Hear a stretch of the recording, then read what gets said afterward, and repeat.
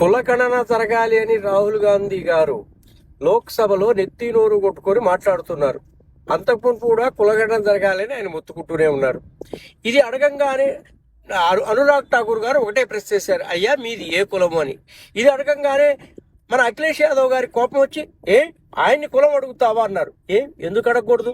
కులగణన చెయ్యాలి అని అడిగిన వాడిని కులం అడిగితే తప్పు వచ్చిందా? ఇది ఎక్కడ విట్టూరవండి? ముందు ఆయన కులం చెప్పమనండి, తర్వాత మిగతా వాళ్ళం కులం చెప్తాం.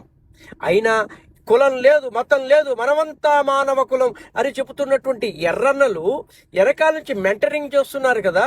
కులం లేదు అని చెప్తున్నటువంటి మీరు రాహుల్ గాంధీకి అరే నాయన కులగణన ఎందుకు, కులం పేరుతో ఈ దేశాన్ని విభజించొద్దు, మేము కులం వద్దు అని చెప్పామని చెప్పచ్చు కదా.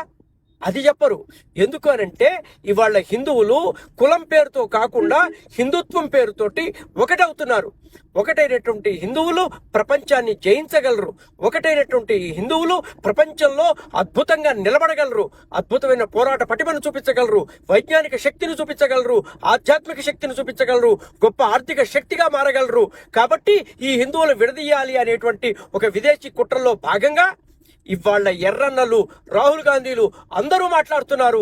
ఇది ప్రతి హిందువు కూడా గుర్తుపెట్టుకొని మాట్లాడి పోరాడి ఎదిరించాల్సినటువంటి సమయం.